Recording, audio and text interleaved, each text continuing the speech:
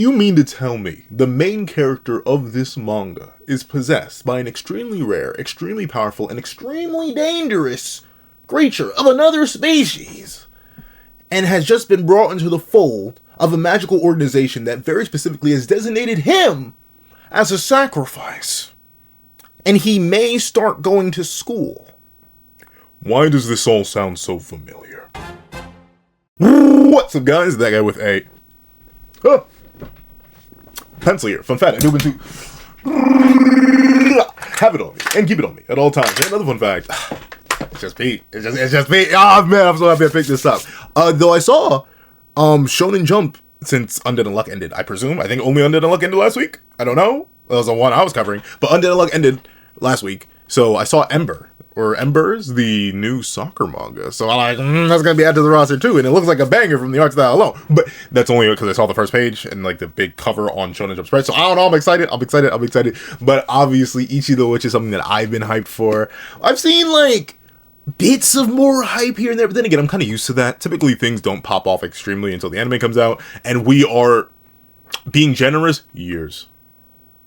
Plural. Before we get Ichi the Witch anime, but at least in terms of the manga sphere, at least from everything I've heard from my own comment section to comments on Viz itself to even just me like perusing through the internet, it seems like Ichi the Witch is actually doing very, very well, especially in comparison to its fellow younger new manga Shinobi Undercover, which is also actually doing very well. So I'm happy that the two manga I decided to pick up from the start are actually good. So let's not waste any more time and let's hop right into chapter 20, the 20th Hunt, the Oracle. Now this Oracle character has been mentioned before, ironically, right when the World Hater Magic appeared. But the funny thing is, it looks like the Oracle kind of sucks. Because as far as I know, that town is still there. Like, Desukadas and Ichi were, and obviously Togeist, were enough to stop the World Hater Magic, or at least make it annoyed enough to just leave. So, like, already the Oracle is kind of proven faulty. Now, whether or not that's because Fate in this universe operates on multiverse theory, or Fate in this universe is able to be broken by certain characters simply existing, such as Ichi, whether it be that Ichi himself is specifically an anomaly, or Desukadas herself is specifically an anomaly, regardless, whatever it is, I'm intrigued to find out who this Oracle is. So let's not waste more time, let's hop right into it. Aw, she's sleepy.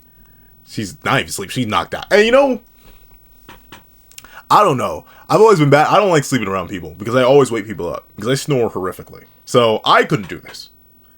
But I do also drool in my sleep, so I do get a kabuki. Let's see. Where am I? Yo, the feral kid finally wakes. I mean, like, the man needs to sleep for 3 days. In fact, I still think it's absolutely absurd that he managed to even temporarily bypass that limit by stabbing himself. I know, adrenaline.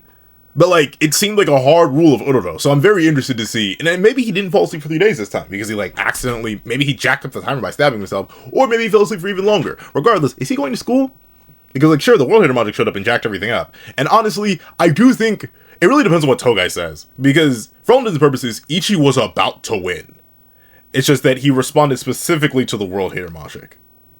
So, like, but then again, he lost. So it really is like a whole technicality versus actuality thing. Well, technically, Ichi was going to win and pass the trial and not have to go to school. But at the same time, he didn't pass the trial. Extenuating circumstances or not, the extenuating circumstance obviously being the S-tier god magic appearing and pulling Ichi away from the objective. Technically, he still lost. So, I don't know. I'm actually interested to see where that plotline goes. Considering the chapter is called The Oracle, maybe we won't figure out the follow-up to that plotline, at least in this chapter. But, seems legit. And it looks like Desukadas is fine. So, she did take well, I'd say relatively speaking, she took minimal damage. Like, her braids came undone. But, for fighting a god magic, she did pretty darn good in terms of the relative damage she was taking. Especially considering, since, for some reason, Nishi-sensei and Shiro-sensei refused to show us more than 1 or 2 spells of Desukadas, and barely any spells of Togeist outside of ones we've seen already. We don't know how much of her arsenal needed to be used, how much power you need to take, or what spells she interacted with the World Hater Magic. Though very specifically, in chapter 18, she calls out the World Hater Magic for not using new spells, using an old spell that it used on Ichi, and she was like, you can't do that to me. I'm literally the strongest. Pull out some new tech. So it's implied that she didn't take damage from the initial spell that we saw the World Hater Magic use, but new tech, which we don't get to see. And like and that's the thing. This is the greed and impatience in me. I am confident that the main reason that Shiro-sensei and Nishi-sensei are going out of their way to not show us Desukadas basically do much of anything outside of flex here and there is because we're going to actually have to save that for later. And it'll be impressive when we finally see it. It's kind of like teasing repeatedly. The JJK does this with Gojo a whole lot too, where like we see him go crazy, but we don't see him go crazy until forever in that series. Same thing with Descanoz. If she truly is, and it seems to be that she's the strongest, yeah, we're not going to see her tweak out. Pretty much, darn near, like, she was barely tweaking out against the World Hitmonchan. Let's be real. She wasn't, like, she wanted to get his trial, but, like, that was about it. She didn't really lose her mind or go crazy or was forced to evolve or anything. And the most damage she took was superficial. And her hair coming undone. She's kind of built like that. Let's see. Huh? Oh, Descanoz. Cut loose and then conk out for a whole 3 days, why don't you? Hey. He didn't, I mean, the thing is, I assume the main reason he was so okay with using Uro is because he knew Descanoz was there. Like, and that's the one thing. I remember when I was reading through the Viz comments, and it was like, a couple of them were like, maybe Descanoz is about to get nerfed to oblivion. Because the main issue with having Descanoz around is the same issue that you have with Gojo being around at JJK, and that's why ultimately got sealed. She's too strong. So while it's cool to have an extremely powerful character as part of the main trio, because I feel like Uro, he's like the sleeper fourth main character, but he pops up whenever he feels like it. But like, the issue with having Descanoz around is that she, like, negates every single problem. But it is interesting to see Ichi use that essentially to his advantage, where he's like, I know I'm backed by an extremely powerful witch who will probably catch me. I'm probably chilling. So he went all out anyway. I don't think he would have done that. It really depends, though. Would he have done... He seems crazy. Like, Ichi is genuinely insane. That does seem to be a part of his character at this point. So maybe he would have wilded out, even if Descanoz wasn't there as a safety net. But all that to say, people were mentioning maybe Descanoz is going to get nerfed or removed or take extreme damage or get something, essentially, to remove her from the narrative so we can actually have stakes. But, of course, that doesn't seem to be happening just yet, and I'm perfectly fine with that. The one thing I'll give, I don't mind, and I'm not surprised that authors, especially as a guy who's trying to be an author, it is difficult to write extremely powerful characters, but there are interesting ways to work around it, and I'm interested to see how Nishi-sensei and Osamu-sensei both work around Descanoz the Almighty. Let's see. You better thank Kamuki later. She watched over you the whole time. Aw. I will. Oh, see, that's sweet. That's sweet. But then again, he's just sleeping. He's just an EP boy, alright? He's just an EP boy. But even the Descanoz, you're here. Admittedly, not presumably for the whole 3 days. You probably set a timer and just came back around the time it was going to be over. But still, you're here too. Oh, so I was out for 3 days? Okay, so it looks like that is the hard role. Even when he, like, stabbed himself. Bada bing, bada boom. Let's see. Yep, the spell finished healing you up while you were snoozing. Which is still impressive. Like, we still don't exactly know what the World Hitmonchan does, so Descanoz's overall healing magic just doing that, crazy. And that's the thing. The one weakness, I keep referencing Gojo, and I like, even the intro is a reference to how, that sounds familiar about a certain character being sacrificed. But the one weakness of Gojo is that he's the ultimate DPS and tank. He has no support abilities. he's not a healer. He can't heal people. But for Descanoz, she can do it all. She has defensive spells, offensive spells, and healing spells, and support spells. Like, she can just do whatever. So, she's, relatively speaking, to a degree, even more broken than Gojo was. Which is why I don't blame people for immediately assuming she has to be removed from the plot. And I'm still super interested to see how she's handled narratively. Because I like stakes. I do like stakes. Both, like, the actual steak that I would eat and stakes in my narrative. So, I'm interested. Let's see. Well, you were snoozing. Can you move? Oh, yeah. Seems like it. I mean, I'm not shocked. Ichi, that man, he's superhuman. Let's see. Okay, come with me. We need to talk. Uh-oh. Sacrifice time? Sacrifice time? Because Uro did tell him, hey, yo, bro, I'll be real with you, dog. They're gonna eat you. Possibly literally and or figuratively. Talk to the witch about that. Let's see. Oh, okay, never mind. We're mainly moving in the plot. Man, what are they feeding you? What are Nishi-sensei? Or no, Shiro-sensei. I said Osamu Nishi-sensei again when I was referencing the both of them. But then technically I was referencing the author. What are they feeding you? How? These intricate designs, gang. Like, what? Why? Not even... kind of why. Like, what on earth happened? Let's see. I'll get straight to the point. The region around Hoitaka was half wrecked. Literally. Yeah, all the mushrooms and then the massive... That's the thing. I don't get how Togais could be... Maybe they authorize her as the leader of the organization very particularly because they don't want her in the field, because that level of destruction and scale is horrific. Unless she has a fire spell to immediately undo all that, that's just stuck like that for a while. But let's see. Literally. Lots of people were injured in the mad dash to escape, but the village itself didn't seem to suffer any major damage, and no one was killed. Oh, okay. So it wasn't.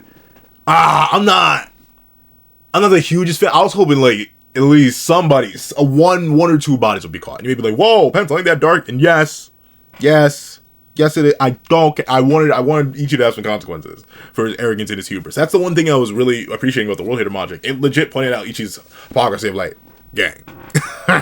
If you were even slightly more selfless, some of these maggots would have survived.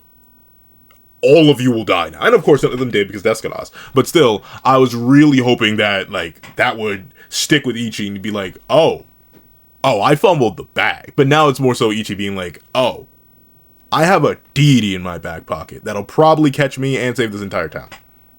I'm a while out because... So it works. But once again, I'm going to be waiting for that moment where Ichi's actions have some consequence. Though I'll admit, it's fine that the town doesn't, if only for the fact that I do want characters, possibly like Komugi, to be that consequence. Not like hurt, like don't maim Komugi, or just like don't execute. But at least let Ichi's more maddening and crazy habits lead to some sort of cost. Maybe not of life. Because once again, I always feel like you want to keep your characters alive in case you want to do more with them. But a body's a body. And no one was killed. Oh. And one critically injured. Him. He himself. The association is working on both repairs and investigation as we speak.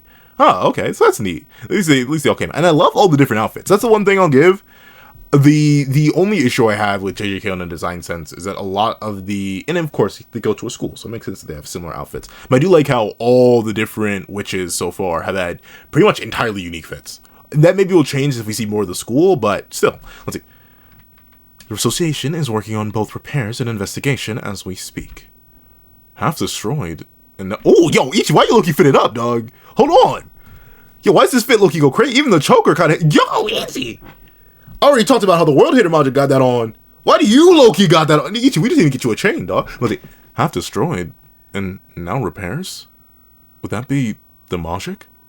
He said he was going to destroy the world. Once again, I need that Deskadas backstory. I need how old she is. For reasons. But I need that Deskadas backstory, dog. What is this? And still, like, that heel makes genuinely no sense. It now that I see it directly, it is literally her foot, a nail, and, like, it's not even a shoe. That's gotta be awful to walk in. I've heard of stilettos, and in fact, I've even worn them. Well, broke them. I have very large feet. I'm only 2 feet tall, but my feet are humongous. So when it was further there, and they said, "We dare you to walk in her stilettos," I was like, "Okay, sure." And I put my feet in, and immediately, like, I'm small, but I'm compact. All right, I'm 2 feet and like 200 something pounds. So I just straight it ruined the stilettos. So I felt bad about that. But apparently they were old, so I didn't have to pay for them. But darn, he said he was going to destroy the world. But no, I think, even though I do think this does hint at Deskadas having some sort of relation to the World Hater Magic in some sense, I think, no, the main person who probably got in trouble and just caused all that damage was Togai's in the Kendake Magic. They were the ones going crazy. Let's see. Oh, never mind, we're getting some lore. We call it the World Hater Magic. I need to talk to you about it. Oh, okay. Okay, we're gonna get into the sacrifice talk. Yo, I'm not even one to say that suspenders are a crazy fit, but Ichi low-key got... Okay, never mind. He got high waters on. So the high waters ain't working. But still. Uh-oh. They're walking. I love the use of mirrors in this world, too. That's a very neat aesthetic detail.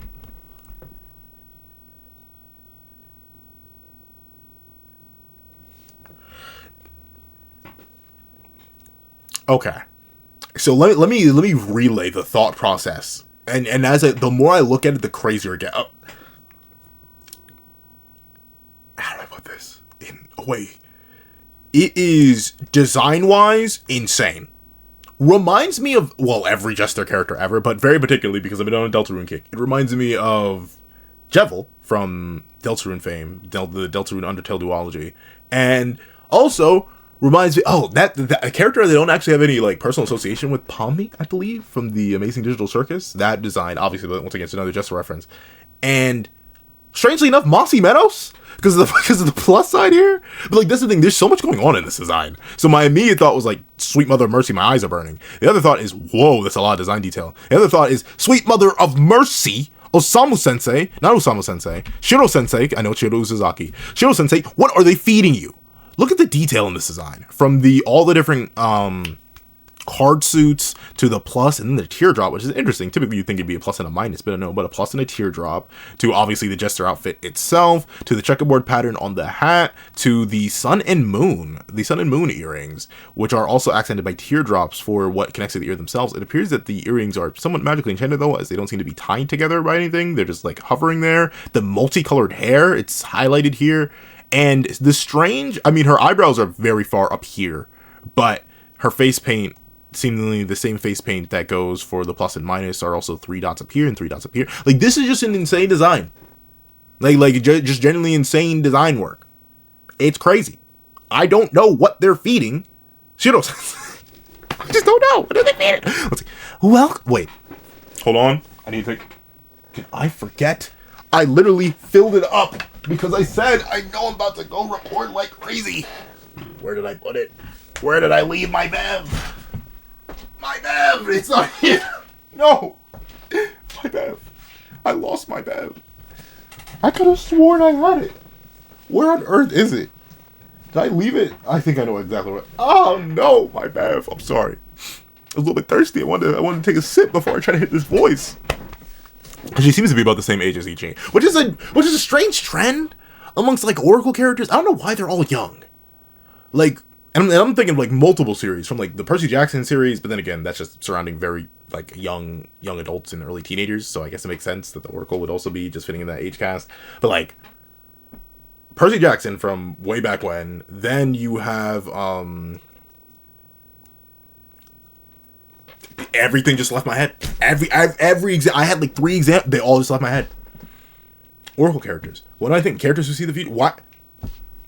Why my brain? Okay, it's gone. I hate when my brain does that. I'll be like, okay, we're gonna cue this up, and then I'll stumble once in speaking, and then it just all vanishes. But oh no, there's a Oracle character introduced in Sakamoto Days that's also very, very young, especially, or at least seems very, very young relative to the story cast. I'm not actually sure how old that character is. Then there was the kind of future scene character in Undead Unluck. Then there's the, I mean, no one's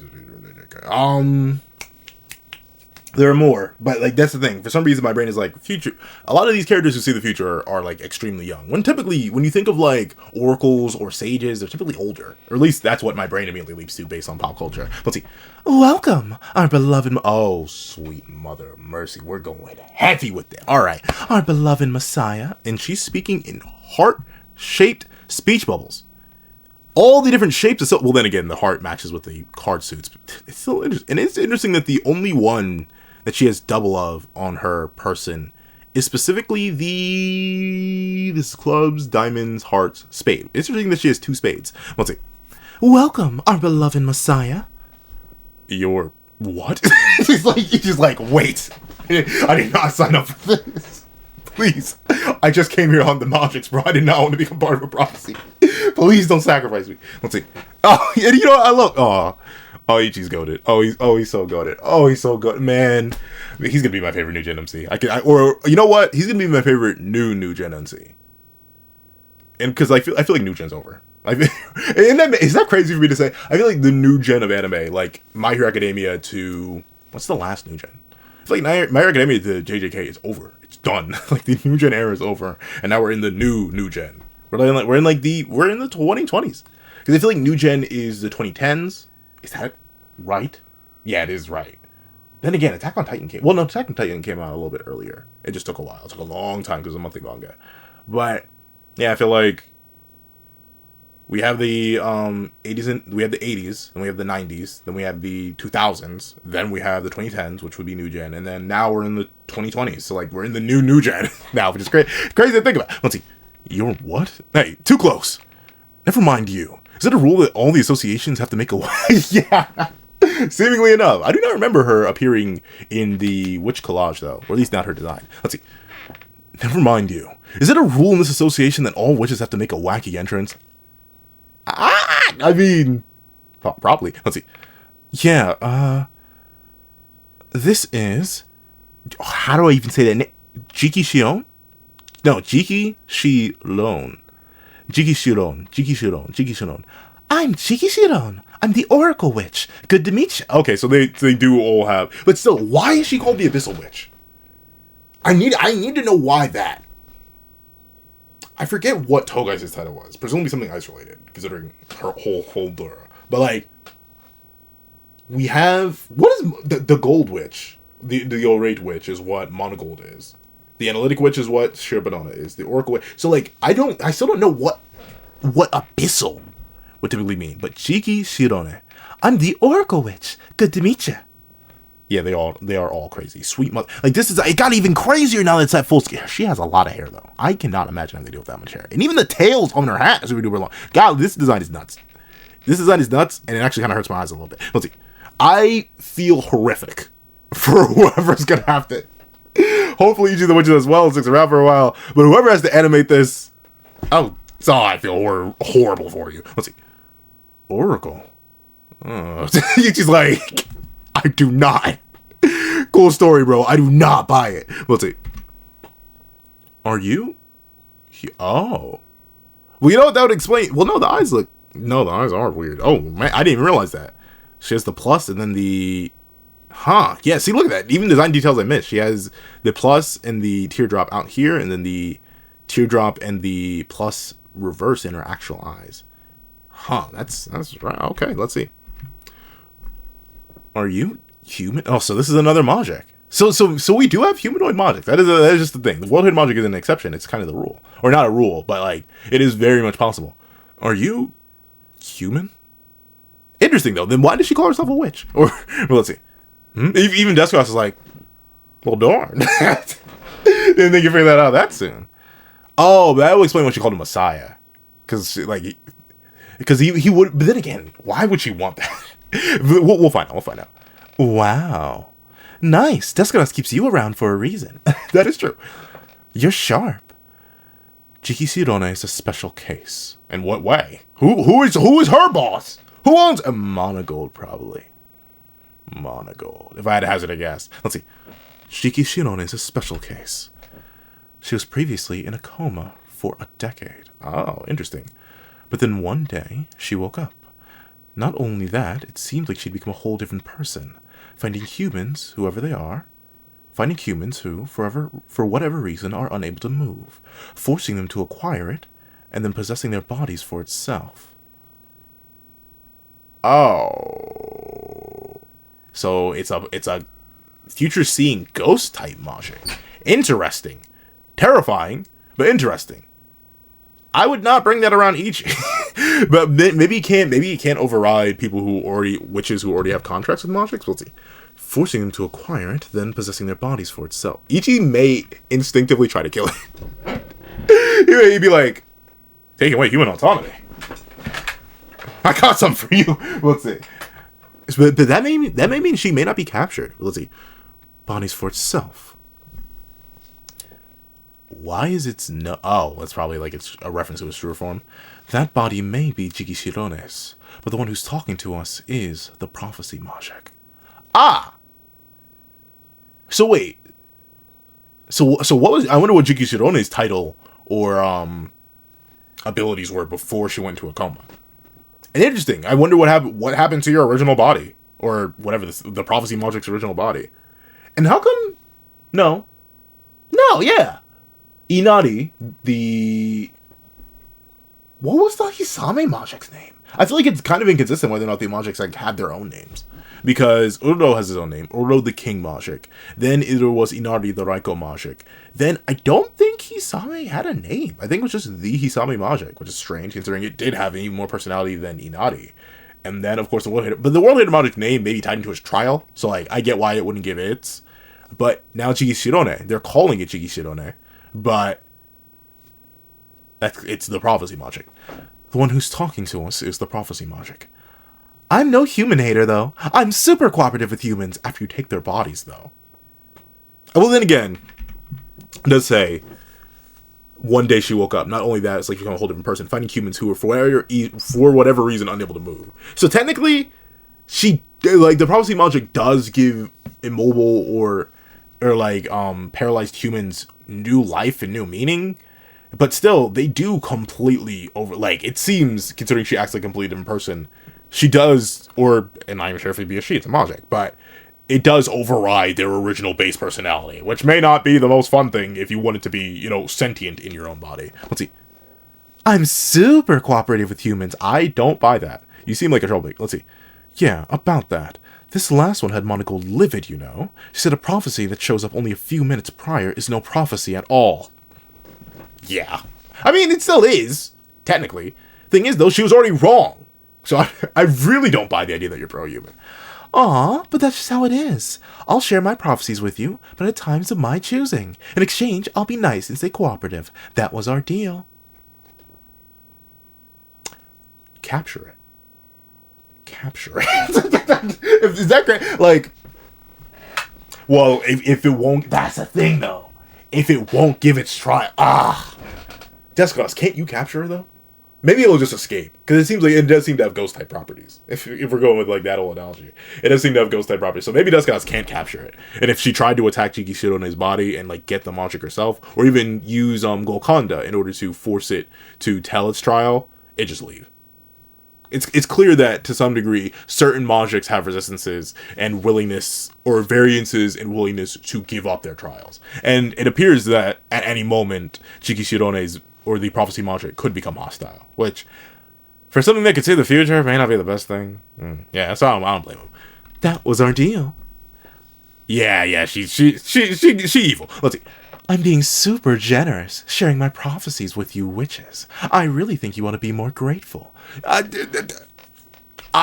annihilate it. I'd risk it. I'd risk the biscuit, bro. I'd risk the because, like, then again, any help is good help. But then again, she could be wrong. But is that Ichi's fault? Like, is Ichi an anomaly? Like, one who can escape the realms of her prophecy? I don't know. I really need to figure out. Well, no, I think they said so far the prophecy magic itself hasn't actually been wrong. So this is technically the first time it's been incorrect. Probably because an anomaly like Ichi was in play. And obviously, I do think Descara's fits into the anomaly category herself, considering she literally lost count of how many magic she's captured. Let's see. Hate this thing. Anywho, that's enough for introductions. Let's get down to brass tacks, okay? Let's see. And by that, I mean and by that, I mean your and the World Hater Magic's fate. Oh. Our fate? Interesting. Let's see. Not to brag or anything, but my prophecies are all completely, totally accurate. But you were wrong. I mean, like, unless, I mean, from an interpretation, though, technically, I guess it was right. But by this alone, was half wrecked. Only half right. You supposedly were supposed to be wiped off the map by the World Hater Magic. So clearly you're not perfectly correct. So I don't know. I don't buy this. Let's see. Our fate? One day I received the worst prophecy imaginable. And once again, for this ability, is there a higher power in this universe that designates magics their ability? That's something I'm still interested on. Because where are these prophecies coming from? Because, like, for example, going with, because I don't want to spoil too much of Sakamoto Days, and the other series, like I mentioned, they completely left my mind. But for the Percy Jackson example, Rachel Dare, she very specifically has ties to the god Apollo, who very specifically has prophetic abilities just as per his designation as a deity. So thusly, she just randomly gets possessed by the spirit of the Oracle, and bada bing, bada boom, she spits out a prophecy. But, like, that's still technically coming from some degree of higher power, though admittedly it's not even fully sure, especially with the Trials of Apollo series, where Apollo even gets those powers from. But here, I do genuinely wonder, where do you pull these from? Because just one day you received it? Like, you were just chilling and suddenly, oh! Okay, so it does have magic beyond unless it's meant to be Descanaus, it does seem to have magic beyond magic. Consider beyond prophecy magic, at least, because it spawned these. Let's see. It will be known as the World Hater Magic. No witch will ever acquire it. Oh, interesting. Let's see. And on a certain day in the future, it will destroy the world. But it does seem to be just the surface world. It's a life wiper. It's not a planet destroyer. So, well, I've been joking about Ichi the Witch Soul Link JJK. It doesn't seem to be the case. It will destroy the world. All living things will be warped. twisted into unliving abomination. Okay, so when it said warp, it didn't mean actually, it meant warping as in like distorting the image of. Not necessarily actually deleting. It's essentially, it's mutating the DNA and erasing certain things. So it's an erasure of all traditional life. Interesting. I wonder why it was so slow though. I wonder if that has to do with its own pace or once again specifically under orders. And I still wonder what its spells are. I mean, it could just be a manifestation of their magic that appear to take that humanoid shape, but it seems like they're almost a deific creature given an order to do certain things. Let's see. And when none remain, the world will reach its end. So, you know what it kind of reminds me of? It reminds me of Death of the Endless from DC fame, where like, after everything dies, it'll just close the door in the universe and then leave. Where it goes is never like, I don't think it's ever confirmed in Sandman, but like, that's what it reminds me of. The idea that it does its job, it closes its eyes, it shuts down, and the world ends. Let's see. Ooh, okay. However, there is a single ray of hope that may overturn. Okay, so yeah, Ichi himself simply is an anomaly. Alright, so he's something that breaks fate. Let's see. However, there is a single ray of hope that may overturn this future. It lies within the one who acquires the Urudom. Oh, so it was originally Descados' prop. So that's why she was so focused on hunting down Ururo. Huh. Because it seems vague enough. It lies within the one who acquires the Ururo magic. That light will challenge the world hater. Should the light win, the world will be saved. But once again, this ain't prophecy. It's a 50-50. It's a determination of a battle. And that is you, Ichi the Witch. You're the light humanity has been waiting for. The Messiah that will save the world. Messiah? Yep, you're going to acquire the world hater magic. I don't buy it. Once again, but partially due to my distrust of this creature, like, I like its design, even though it does burn my eyes a little bit. But just on its nature alone, I don't fully buy everything it says. And so far, it's already been proven to be wrong with Ichi's involvement alone. So, I feel like it was just a wild guess. And at least based on the vagueness of this prophecy, it wasn't even certain that Ichi or even a boy witch would exist. It was specifically the one who acquires the Ururo magic. Interesting that it's called the Ururo magic, not the King magic here. Specifically just called the Ururo magic. So, I don't know. But that does kind of soft confirm that this will be Ichi's peak state by the end, which I think is fine. But still, it would have been neat to see him evolve. But then again, it seems like Nishu-sensei and Shiro-sensei both are like, wait, they don't love you like I love you, and are holding back a whole bunch of details on it. So it's entirely possible that Ichi could still evolve beyond this current peak state of his. Let's see. You're going to acquire the world hater magic and save the world with your death. Yeah, but I don't buy it. I don't buy it. Is that bad? Like, once again, the first prophecy we've actually gotten and seen in action from this prophecy-giving magic was wrong. Even just being half-wrecked does not involve being wiped off the map, and it's literally being repaired. No one died. No one, not a single soul died. Someone was critically injured, but he's fine. So, like, cool story, bro. I don't buy it. I don't, like, but you can clearly see Descados has some inhibitions about it. And I think even Ichi himself was going to be like, no. Cool story, bro. Not me, though. Get somebody else that I ain't dying. Let's see. Upon acquiring the world hater magic, the light will bring peace to the world. But at that same moment, the light will gutter out and die. But see, that doesn't make sense. Because of the world hater magic, and then every single magic that Ichi ever captured would be free. And then the world hater magic would be like... And then, unless it's... Why did you turn on? That's strange. But unless the world hater magic, like the light and darkness, they cancel each other out, they turn to twilight and burst. Like, they just explode and destroy each other. That doesn't make sense.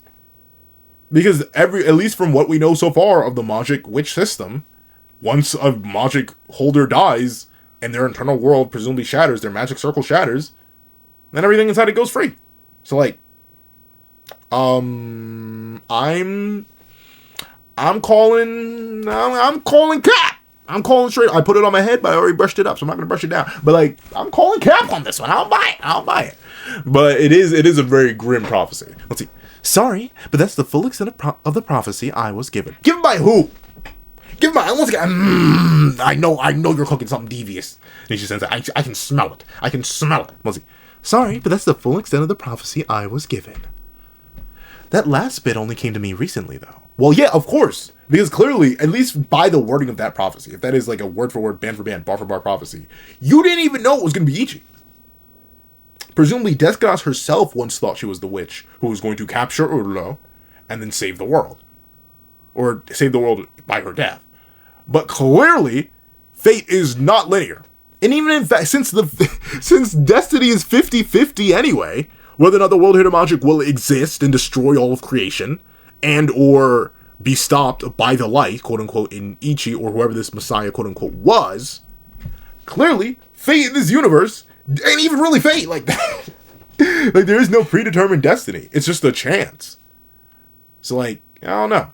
But it is interesting that... and you know what? It's interesting, just Ichi. It doesn't imply that any of the other magics inside him, just Ichi and the world hidden magic will... But nobody else. Uro himself says, you're gonna be a sacrifice. Me? I'm just running down the clock. And once again, how do they know that? How did Uro find that out? Is that just Magic 101? Is that just shared information? Why? Like, I don't know, because the universe is so interesting. Ah, I see. Ooh, aren't you gonna say no? You aren't gonna say no, are you? I mean, it's just your life against all living things in the whole world. It's a no-brainer, right? But, once again, I don't buy it. Go on and bravely march out to your death, heroically giving your life to save the world. Yeah, this thing, I don't buy it. I do like this character archetype, though. I do like this character archetype. The jester, mixed with the future teller, mixed with the I'm only on your side because I find it amusing. Don't do anything at all to make me not find it amusing anymore. Those are some of my favorite characters, where, like, and admittedly, my own story has a lot of those types of characters, where they're like, I'm here to help, as long as you don't make it boring. The second you do make it boring, I will flip to the other side, or I simply will not help you anymore. That's how I've had to write a lot of my more powerful characters in my story, where I'm like, they will not help the main cast unless they find it convenient, or the main cast has some previous connection to them in a specific context. 9 out of 10 times, they just ain't gonna help, though, because it's not in their nature. But let's see. Let's see, Desk got something to say, though? Okay. Oh, yeah? So he's chilling? Nah, but I still think he's gonna be like, yeah, but I'm not dying, though. He's like, I'm willing to help, but I'm not gonna do all that. Hey, all that fiddly stuff about prophecies and messiahs aside, my choice is to just plain die, or die while taking out my prey. Oh, yes, he's nuts. He's nuts. Oh, Ichi. My glorious son, I love you, man. Let's see. If my choice is just plain die, or die while taking out my prey, then my choice is clear. I'm going to take my prey down with me. Oh, well. We can think about all the fussy details as we go along. Who knows? Maybe it'll work out in the end. Yeah, that's the thing. I don't buy it. So cool. That's almost. I don't like it. I like that Ichi, though. He's like, I don't like you calling me that. Interesting, he knows what that is. But then again, he did grow up somewhere in a town. But like, he's like, I don't like you calling me that. It sounds weird. Let's see. That's our messiah for you. But yeah, he literally. By the way, don't call me that.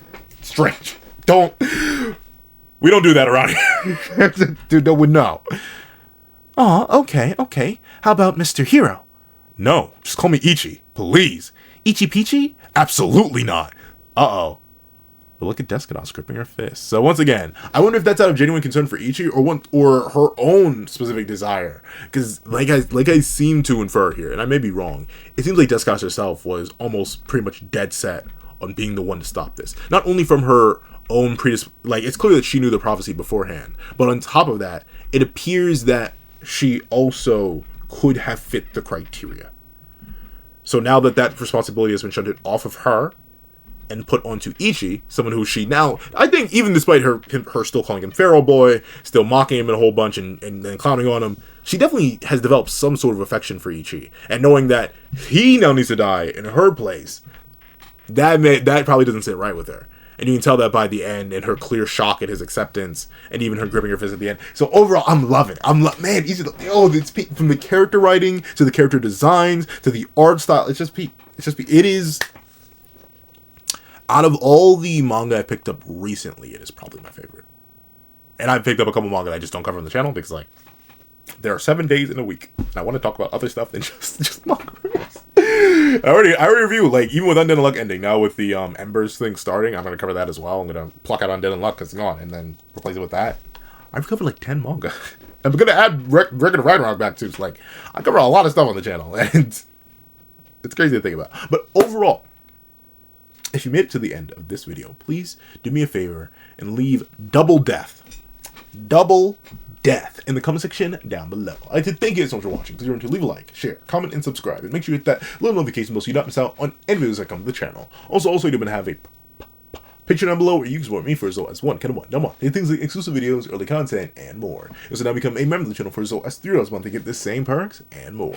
So those perks include the live reactions here over the series I'm to review, and variations of all my videos. And if you become a $25 patron or a $25 member, you can order whatever video you want. Also, I do have a link to my Ko-Fi in the description down below, where you drop 5 beans for a short video, 25 beans for a long video, or any beans at all. Any support is always greatly appreciated. Now, I'd like to thank you so much for watching once again, and I hope you guys have a wonderful day. This is that guy with the pencil, writing off.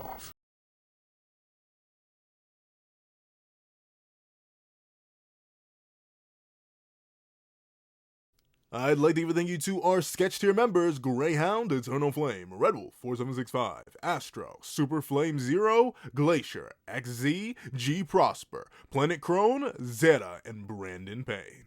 Then I'd like to give a little thank you to our line art tier patrons: Sean, Midnight Lord 21, Kevin, Encarnacion, and A+A. And then I'd like to give a huge thank you to our Ink tier members: Fine, Austin Wimberly, Uchiha, Yuki Ally, and Carlo Alaimo. Then I'd like to give a gargantuan thank you to our digital art tier members: J Warrior and AZ Void. Then I'd like to give another gargantuan thank you to our colored art tier patrons: Overlord Zero, Waki Minos, and iDemokami. Then I'd like to give a final legendary top of the line thank you to our That Guy with a Pencil tier patron, the glorious king, Calvin Elder.